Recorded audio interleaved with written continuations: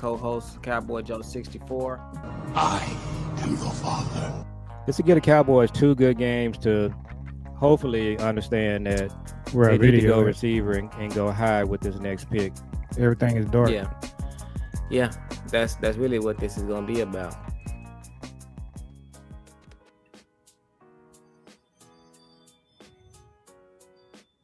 All right, you're looking live at Father and Son Cowboys and Sports Talks. I'm the host, DJ. I tell you what, I'm joined by my co-host, my dad, Cowboy Joe, also known as Cowboy Joe 64 on Twitter, and we are back with another one. Our pre-draft final thoughts. We got the big draft tomorrow, so we just want to come chop it up and kind of do a test run on our setup to watch the draft and see how it pans out. So we're gonna talk about a few things. You want to say what's up to everybody, and then kind of just jump right in. We can jump right in with the Pickens talk we were just talking about, and we can jump in with that, and then we would talk about the what they have today, a press conference. Mm-hmm. Yeah, we can talk about that. All right. Well, we trying our new studio setup, just testing things out, see how it's going to look and how it's going to sound. So hopefully everything is sounding good. Do I sound good on your end? I don't have an echo. Yeah, let's talk about the where we at. This is draft eve, where we think this is going to go. So you did watch the press conference? I did. I watched the whole thing. It was an interesting dynamic, especially with President Bill Clinton showing up and just like take. Jerry almost falling off the stage. Yeah, but it was just like Jerry got up. He had to get up when he seen President Clinton, and then he got like walked off, and it's like he almost fell down, but it was just like it was all like it all made sense. It wasn't nothing goofy. I knew everybody was gonna try to make it seem like he almost fell off stage, but it's just like no, anybody that would have got up right there would have almost fell. So it ain't no big deal. Yeah. And he was showing the president a good time. So it was like it wasn't ghetto or nothing. It was like it was supposed to be like he got up and Bill Clinton obviously just showed up and popped up, and he was just like, "Well, I'm out of here, y'all. Press conference over for me. I'm finna go with my buddy here. We finna go chop it up." He told a couple of old Arkansas stories about President Clinton, and then really when Jerry left, it was kind of like, all right, now let's get to the real deal. Now these guys can start asking some of these questions, and they can start answering some of these questions to where it's kind of like Jerry has been doing this thing to where he's like giving shout out to Steven and saying Steven and his guys, and this is Steven and his team, and the Steven and the guys that Steven put together. And so it just kind of lent more to that. It's like when he left, it was just like you got to really see what it's gonna look like when Steven is running the show and Jerry is no longer in the picture. You got to really kind of, if you're looking at it from my standpoint, that's what it was. It was just like, all right, this is what it's gonna look like. It's gonna look like Steven is the one in the middle, and Steven is the one that's really running the show, and Will McClay is his lieutenant, and Shoddy is his assistant, and they trying to get this done, and Shoddy's wearing more than one hat. So is Steven, so is Will. So my thing was just like I like how Steven was just like flat out. We talked to Dave Mulligeta last week. Me and Jerry talked to him. What they say about that conversation? They said it went good. Like we talked to him, we went like I thought he would. He was very professional. We was very professional. We talked to him. The conversation didn't last that long. It was like 10 minutes, but we talked to him, and everybody's good to go. We didn't get no reassurances that George is gonna show up to camp, but George is happy to play. George has been with Dak.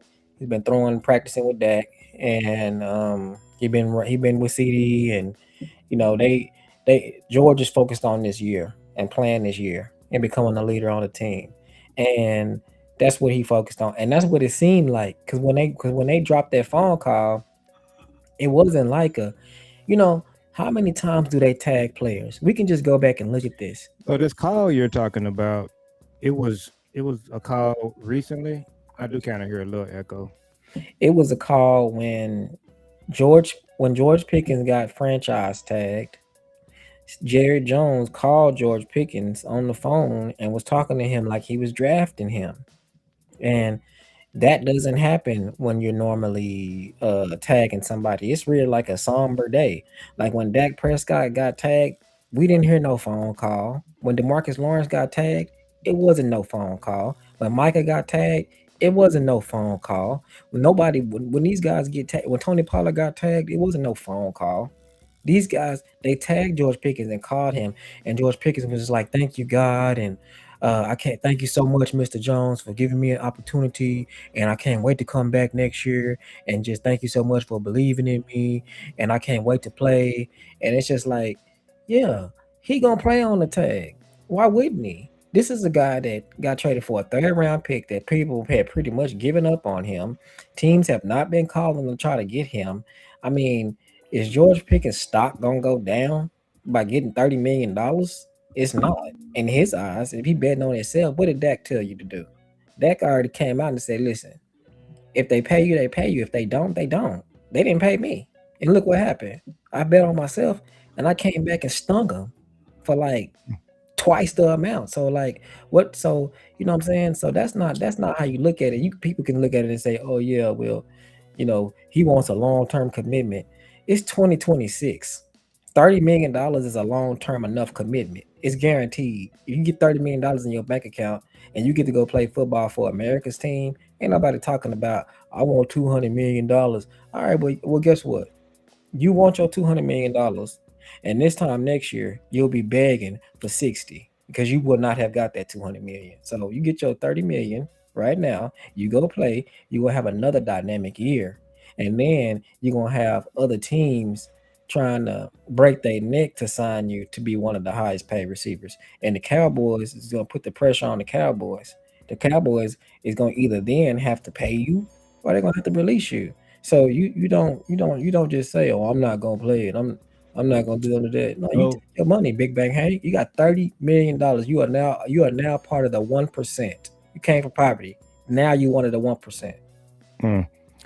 So I'm listening to a lot of different shows today, and it was different perspective than yours. There was a lot of, I won't say negativity, but people were just like, it's sort of a replay of what happened with Micah. The comments that Stephen made in the press conference to me didn't sound like it was a friendly gesture. He said, like, George Pickens is paying under the tag and we're not doing any more negotiating. So my thing is, based on what you're saying, Stephen should have had a different positive spin on today when he did the press conference, but he just kind of was like, it was like an arrogant, "Oh, we're not doing anything anymore negotiating with him. He's playing on the tag." So when you watch press conferences, is that's not what you saw? Because I didn't watch it, obviously.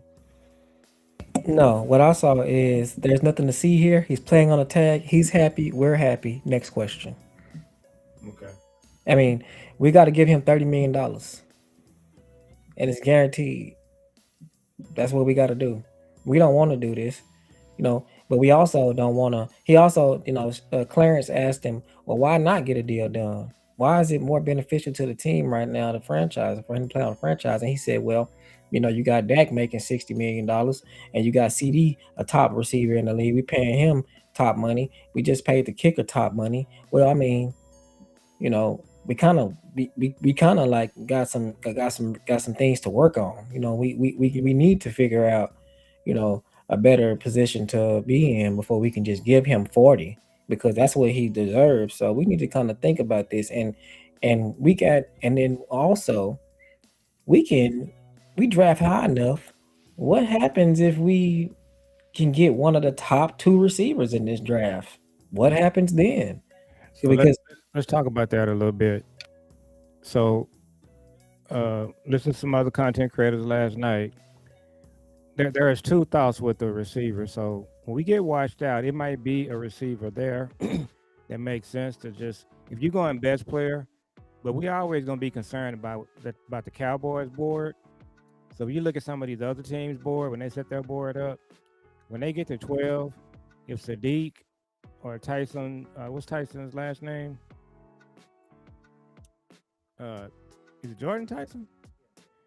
So if they get to 12 and Jordan Tyson is the best player on their board, I think the Eagles, the 49ers, the Ravens, the usual suspects, they would take Jordan Tyson. They would take Sadiq. Dallas, I just they don't just do things smart like that. So what they'll do at 12, they'll just reach and take a Falk, or they'll reach and take another edge, and so that's just kind of my concern. But going to your point, if the best player on your board at 12 is a receiver, you got nothing left. I'm absolutely taking the receiver. And then there's the other thought about the receiver part.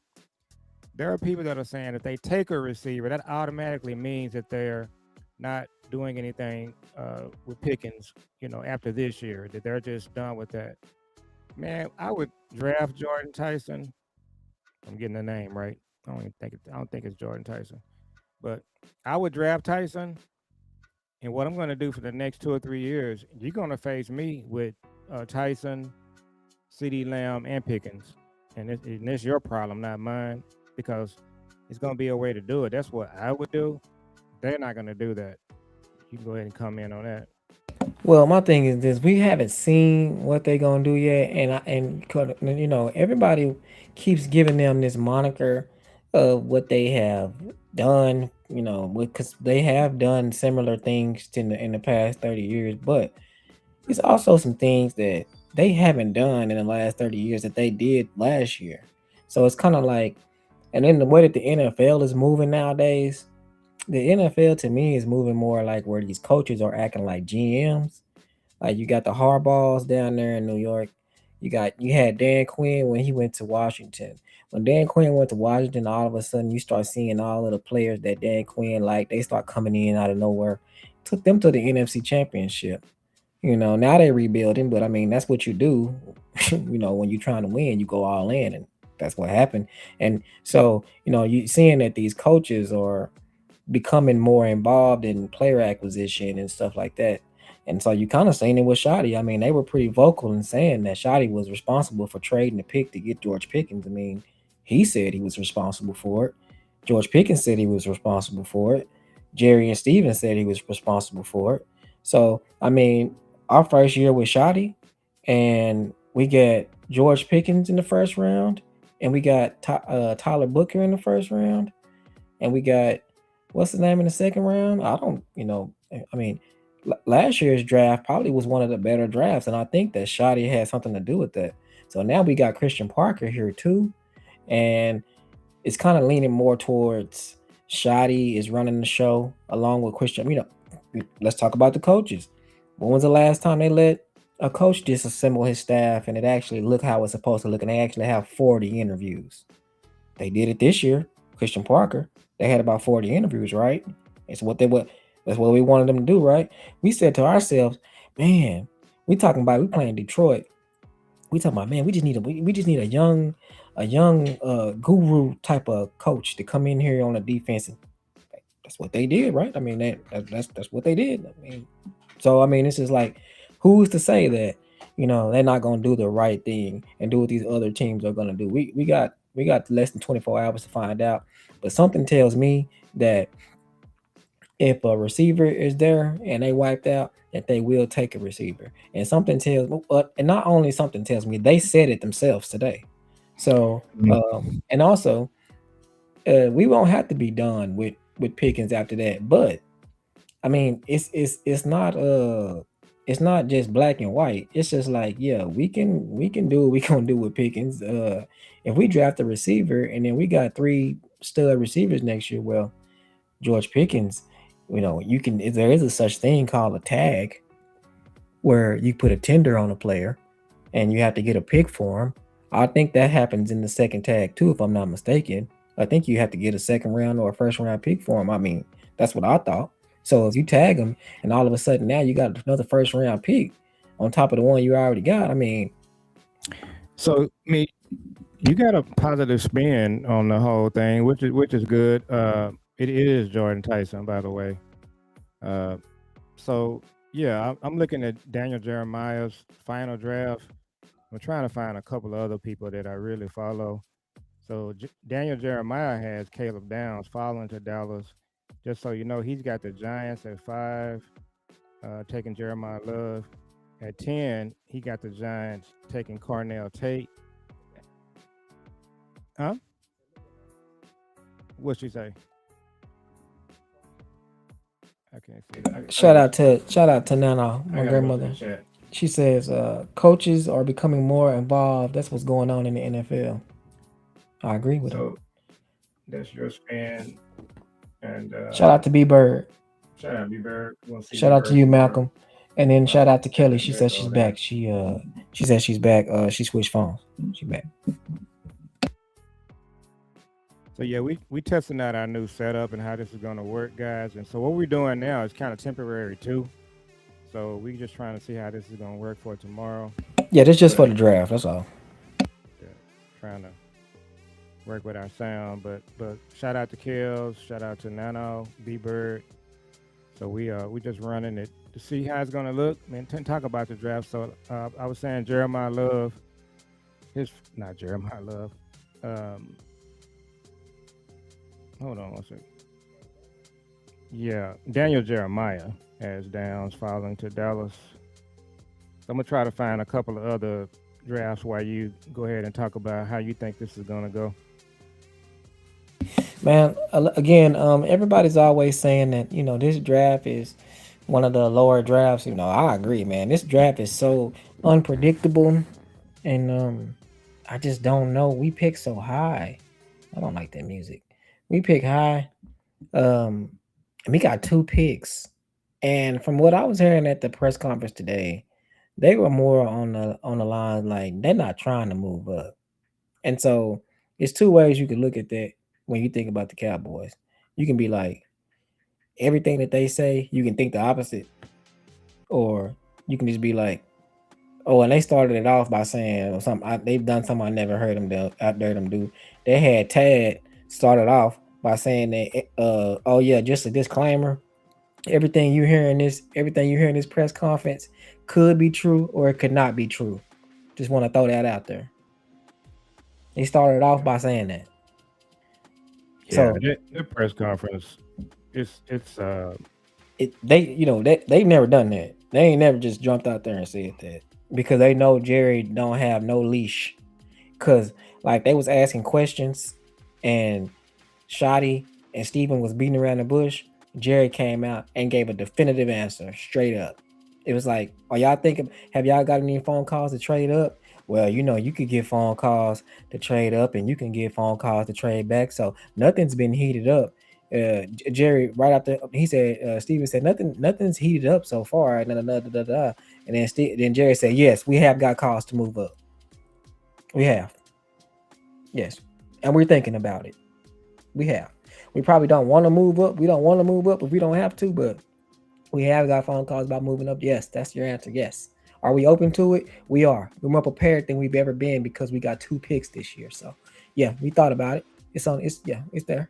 And it's just like, well, Steven just was just like, well, and it's like, no, Jerry was like, yes, we have thought about it and we've talked about it and we've gotten phone calls.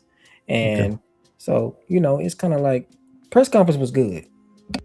So we need to figure out where Kels has her mock draft posted. Can you put that in there, Kels?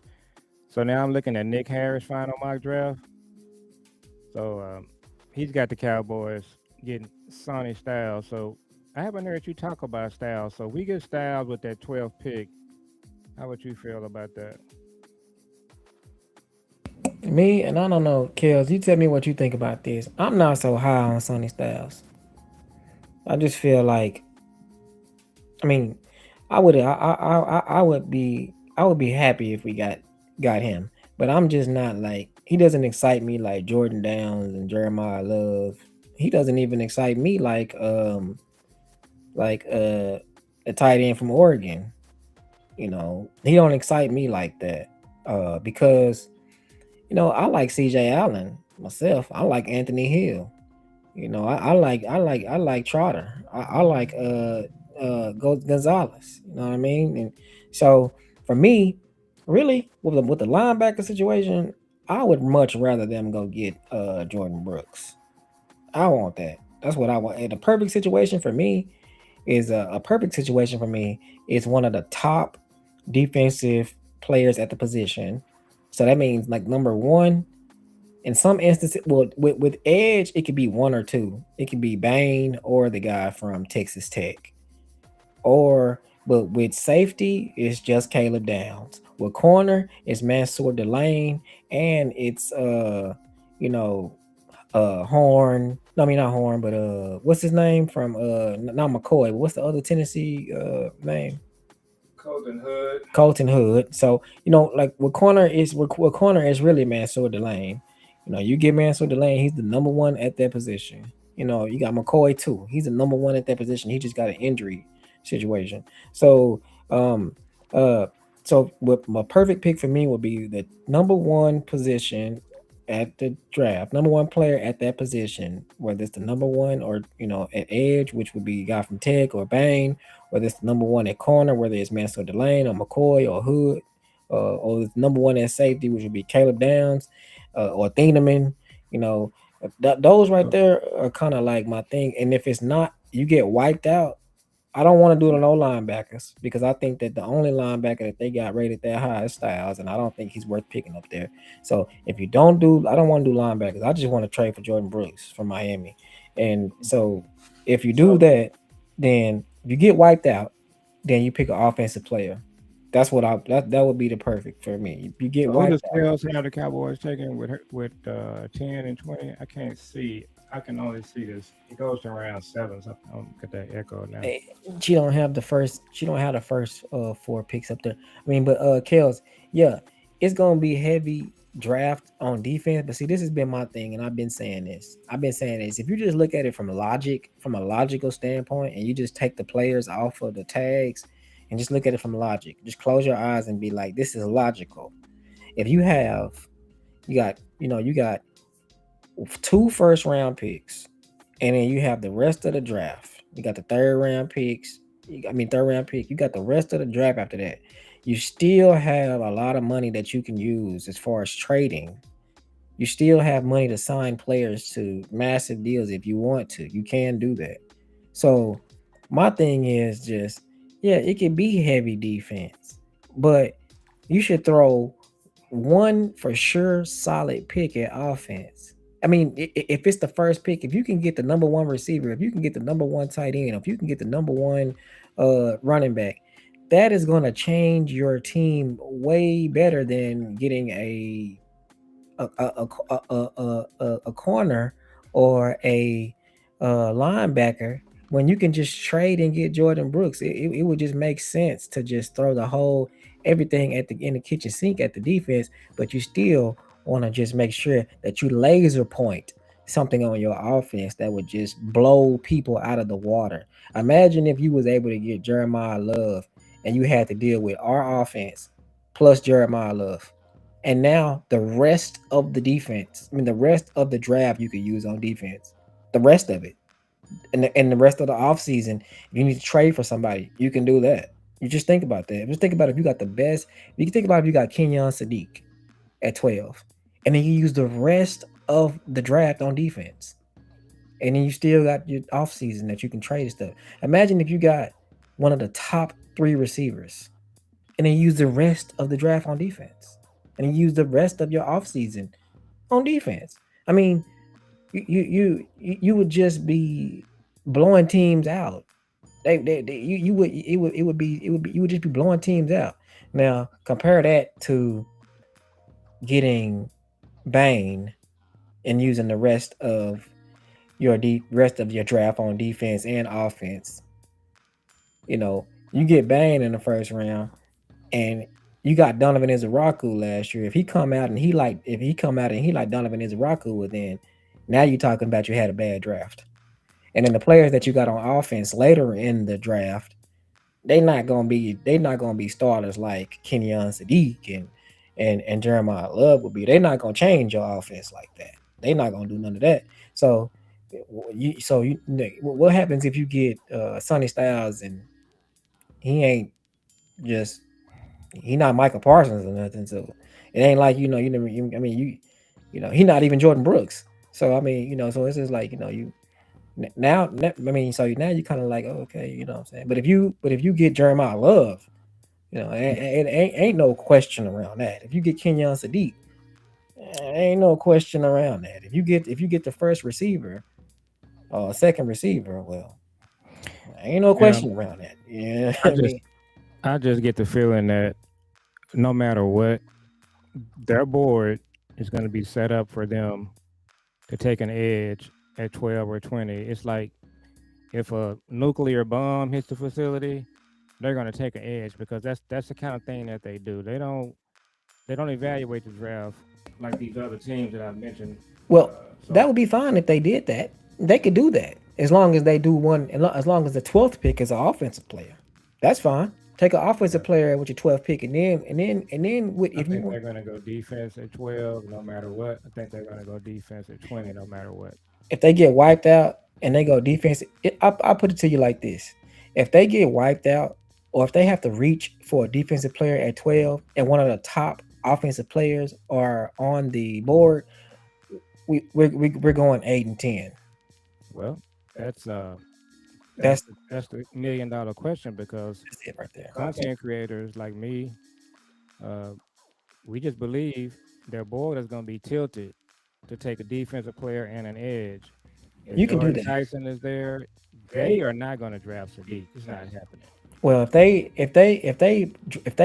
pick somebody like Mesidor at 12, and you got Jordan Tyson on the board or Kenyon Sadiq on the board, and they pick somebody like Mesidor, or they pick somebody like at what's the guy that Oh, if they pick Falk over Kenyon Sadiq, or Falk over one of the top three, Malachi, or uh Jordan Tyson, and well, take. or if they do that and they pick somebody like Falk over him, yeah, we don't have to watch the rest of the draft, and we really can just get on our content create thing, because they're not a they're not a forward thinking team. They're not That's in what it. they do, though. That's what they do. That's what they have done in the past. But you know, last year they were forward thinking. So if they can be forward thinking this year, then we got something. But if you just like I said, if this was my team, I would be trying my best to get the best player at a position. It don't matter if it's an offensive player or a defensive player. If we get wiped out, we need defense. So if we get wiped out at defense for the 12th round, for the 12th pick, then it's only 11 players on offense and 11 on defense. So there is your chances of getting a top player at a position will change your team. And it doesn't matter if it's on offense or defense, because you have more picks. You have another first round pick. So you can just act like that the number 12 pick don't exist. You have to make your offense better. You can't. These teams that we playing out here, they are stacked. Just think about what happens if the Giants gets Jeremiah Love. And they got Jeremiah Love, Malik Davis, and Scatterboo, and the quarterback that they got. I mean, you, you know, just think about if we get. Think about it. You got Dak Prescott now. Dak Prescott, you know, uh, unpopular and contrary to what people say. Dak is one of the most accurate quarterbacks in NFL history. That's a fact. He's one of the most accurate quarterbacks in NFL history. Now, that don't mean that he one of the best quarterbacks in NFL history. That's not what that means. But because Patrick Mahomes is not one of the most accurate quarterbacks in NFL history, and neither is Tom Brady. But they are the best. They're the goats. So it doesn't equate to that. But what I'm saying is, we cannot act like Dak Prescott doesn't make players better, because he obviously does. I mean, look at our offense when Dak is healthy, and look at our offense when Dak is not healthy. It's night and day. So if you got Dak back there next year with three crazy receivers, George Pickens, CD Lamb, and Malachi or Jordan Tyson, because you got wiped out at 12 and you couldn't get Bain, or you couldn't get Caleb Downs, or you couldn't get Sonny Styles, or you couldn't get none of them, well, teams are gonna go crazy. So what did they say today about the offensive player at 12? What was their? What do you think they said that it makes you think they would go that way? because they kept bringing it up. Number one, they kept saying it's absolutely not out of the picture, and they kept using CD Lamb as a reference. They kept saying, yes, this year, that year, we wanted to go defense. We wanted to go defense, but CD was there. And so we took him. And that was one of the best picks we ever made, which is true. So it's just like, yeah, they kept saying that, and they kept saying that. And Shotty kept saying, we are more than prepared to go offense if we have to. We have offensive players slotted to go pick right, slotted to be picked right there. He specifically said if when we pick the offensive player is the best on the board, we're taking offense. Those were like I think that's really a likely scenario. Uh, it is. so you just got to look at which receiver you would take there. You like all of them. I like Jordan Tyson over the other two. Uh, but yeah, it's so it sounds like you're overall you're just kind of more, you know, uh, happy about what they said at the press conference about Pickens and his tag. You okay with that? You okay with the way the draft is looking? So it's gonna be fun to see how Yeah, it all because played out. no, this is not like like this is not a cowboy thing. I guess you could say if they want to do cowboy things, then they're not in it to win it. This is not a like this is like they shouldn't be going from a cowboy thing or like our defense was trash last year, so we gotta pick defense. Well, no, you don't necessarily have to pick defense with your first pick. You don't have to do that. You don't have to do that. I mean, if you do that and you don't have to, and you're reaching for a player, well, then you just cost your team another year. That's what you did. So it's really not rocket science. This is like if the best player is an offensive player that will flip your entire team, you do that. You still have another first round pick. And then also, who's to say that your first round pick is gonna be a star anyway? That never that doesn't happen all the time. You could pick a first round pick. You could pick a player 12th overall, and he's not better than the 20th player selected. So that doesn't work that way. And it never has. So it looks like we can go ahead and wrap. So um, we got two ways to go with this. The draft room, they picked CD when he fell to him, and it was a good draft. The other draft room you got is the one that they went into a draft. We just got to take a defensive player, and it was Mozzie. And then in the second round, they said, "Oh, we really, really want a tight end. Let's just take a tight end that really should be in the fourth round." So those are your two options for tomorrow. It depends on which draft room shows up. That's true. So you want to go ahead and wrap. So we got to figure out this little echo thing, but. Kel says currently I still have the lane at 12, but I'm still switching him around. I still have Mesidor at 20. Now, that scenario, you didn't get wiped out. If you got the lane, he's one of the best corners. And he's the best corner in the draft outside of McCoy being hurt. So you didn't get wiped out, so that would be great. And if you got Mesidor at 20, that would be great too. You like Messidor more than I do. Now, there was some talk from Brian Broaddus, and he said it on more than one show.